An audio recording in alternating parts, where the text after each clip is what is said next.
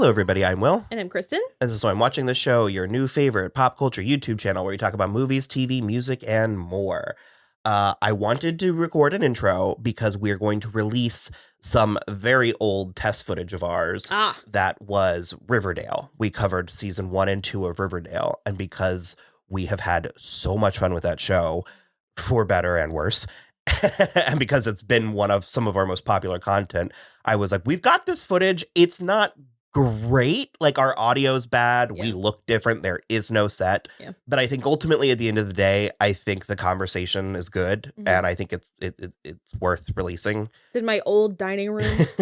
So yeah, we're definitely going to release season 1, probably season 2. And that's what this is. This is just a little intro for our Riverdale season 1 and 2 content. So you got to have options. I see. So please do enjoy.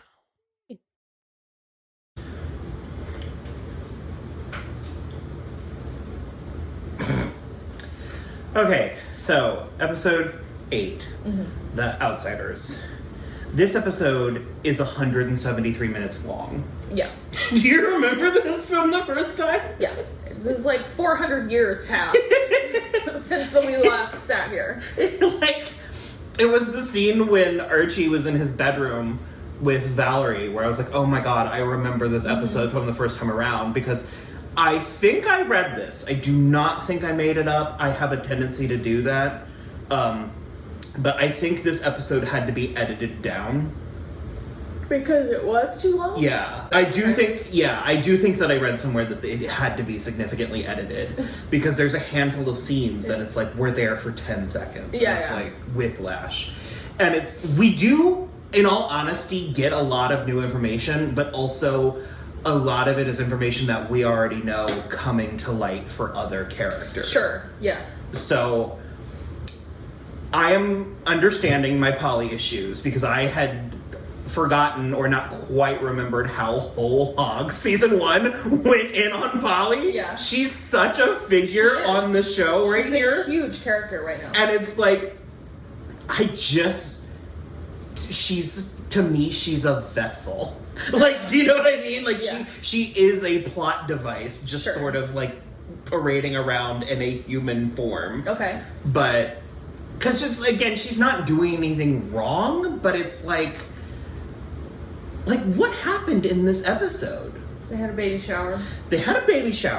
And then which I was on Alice's side. I thought it was wildly inappropriate for her. I don't know, wildly inappropriate feels like a lot. It's super weird for Hermione Lodge to just throw a baby shower for Polly Cooper. But, so we had the baby shower, and there was almost a dust-up with Alice and Penelope Blossom. Mm-hmm. And then, basically, Polly and Alice kind of made peace a little. And then Alice found out that Hal was trying to get Polly to go to the doctor. Well, yeah, no, he tried to convince her to have an abortion, right. Which, furthermore, we find out that he did that to Alice when they were younger. And it's like, we were heavily under the impression that Hal is pro-life. Yeah. I don't think he would stand for any kind of murder. What makes you say that? Oh, you're doing your bit he again. Would never. It's not a bit. He is famously, staunchly pro-life. Life at all costs. Living no matter what. But that scene, I want to say from here on out is where we get at least the beginning of current Alice. Yes. This is when she does start to level up. Well, because she literally was like, get out of my house that if you scene, did that. She just Metchen knows exactly what show she's on. And that this is the moment that I think Metchen takes over the character. Sure. I think up until this point, the writers were still firmly in control of her. Mm-hmm. And not to say that the writers fall out of control of her, but I think this is where Metchen is like, okay, no, we're going to go in a slightly different direction. Yeah.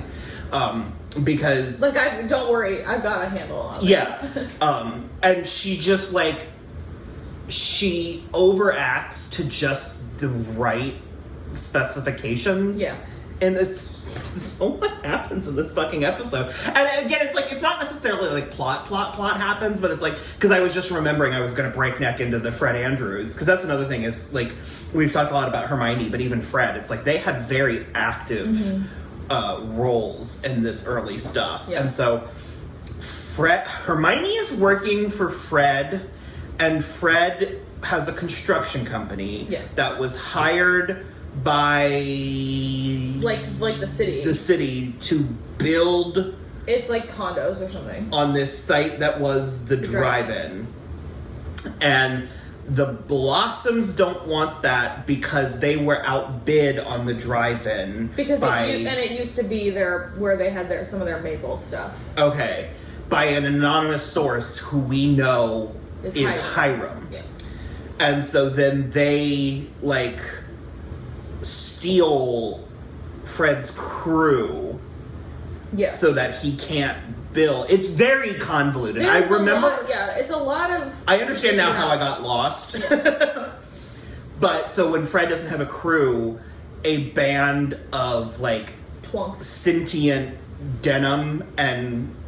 like flannel shows up shows up to help him build, and it's Kevin, it's Archie, Jughead, Kevin, Moose, and some guy, etc. And it's so weird, Moose's presence on this show, because he's not really a character at this point, and then as soon as he starts to become a character, they're like, get him out of here, get him gone. No more Moose. So I understand the nature of the industry and how, like, Cody Cressley being on this show would rise his profile a little bit, so suddenly he would have access to jobs he wouldn't, but it is very frustrating because this show doesn't fall victim to it the way that, like, Teen Wolf did, but man, there's some turnover. Yeah. And so So Moose gets beat up. Yeah, he does. After they have, like, one day at work, some weird serpents. dudes. Well, they're not serpents. Some dudes come and they, like, smash the generator or whatever all to bits, and Moose's face in the process.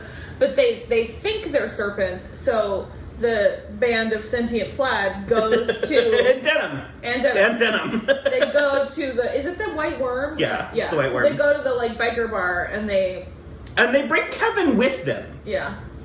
Why, I'm not sure, but they're going to the biker bar and they're like, let's bring our gay friend and his DL boyfriend, maybe.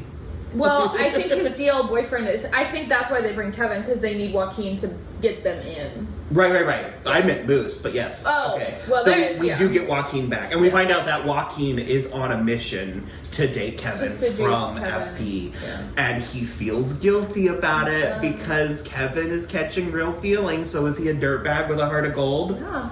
Does he fit into your... It's my favorite. Joaquin? I love Joaquin. Fangs is my man. Eyeballs. Fangs Fogarty. He is. Okay, we have yet to mention that we have a podcast. We have covered Riverdale there as well. But we've covered 3 and 4. Yes, but and touched on some season 2 stuff. But you should listen. I have an arc because his Fangs Fogarty stuff is very funny. Good. I have an arc with Fangs. It is long, but it bends towards justice. The arc of Fangs Fogarty is long, but it bends towards justice. And so there is a lot of, like, apropos of nothing in this episode. Yeah. Because Archie sees a biker in this biker bar full of bikers and was like, that's our guy! Well, yeah, again, apropos of nothing, because he literally is like, Moose, let me know if you see the guy and we'll go call the sheriff. And Moose says nothing. And Archie just goes up to this adult man biker and is like, you got a lot of nerve! Yeah. And so, no. And so it's a big reveal to the characters that FP is a serpent, but not to us. We've known that since the drive-in episode. Yeah.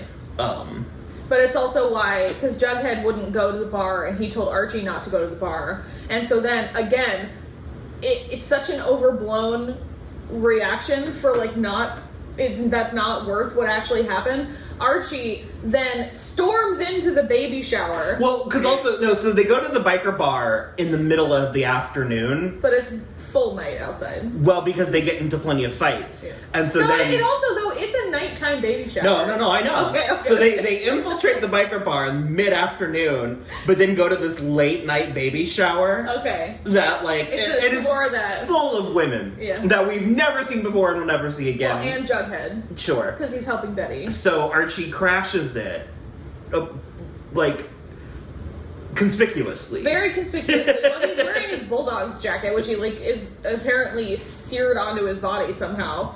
And well, he has to traumatize Penelope any chance he gets. Sure, so. Of course. And so then he confronts Jughead so incredulously, like, your dad's a serpent, that's why you... They walked, like, 4 feet away from everyone else. Yeah, well, not far enough. Not far enough away. And Cheryl, this sort of begins the ongoing theme of Cheryl existing on an entirely different plane than everyone else. Yeah. She's in her own world. She really is. And she'll entertain yours. Yeah. But it's not a given. No. It's sort of, so she is doing a solo number. Like, she's doing her own thing. She's wearing an excellent outfit, too. I noticed Penelope was wearing gloves. Gloves, yeah. Which is a thing. Well, they also... Villains wear gloves. At one point, Alice says, I won't let Polly live in your house of poison. Mm-hmm. And I was like, light bulb. It was so much of it. It's so much considering that we're essentially sort of in the same place when the next episode comes. It's like, do you know what I mean? It's like we're not radically in a different, like... Well, so the biggest things that actually, like, happened in this episode are the serpents are now working for Fred. On construction. On construction. Polly moved in with the Blossoms. Yeah, where did that come from? Because... she, like, can't forgive Alice completely. For putting her in Quiet Mercy? Yeah. Okay. For, like, sending her away. Okay. And then Hal's been kicked out. Right. Those are the, like, bullet points, for sure.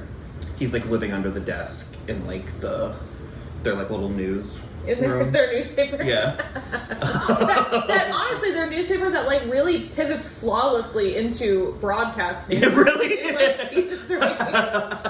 But it's like VHS. Yeah. It's like a camcorder. Yeah. I can't wait. Can't wait. So I'm trying to think of. We did mention that, or we didn't mention that Jason was drug running for the serpents. And as Polly says, it was a one-time thing, just to make enough money for them to get some more sales. And FP has Jason's jacket, which is different than Jason's jersey. Yeah, so it basically, the implication is that they set the fire to the car because it was being used to run their drugs. The car. Yeah. Okay, not so the jacket. No. They went back and got the things they needed first. Because when he's giving it to Joaquin at the end, he's like, this is our insurance policy. Okay. So. Doesn't someone end up, like, dead in a bathtub?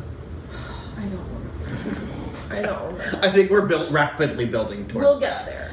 So Jughead is still living with Archie. Mm-hmm. And sometimes Valerie, depending on the plane of existence, sometimes she's in his room.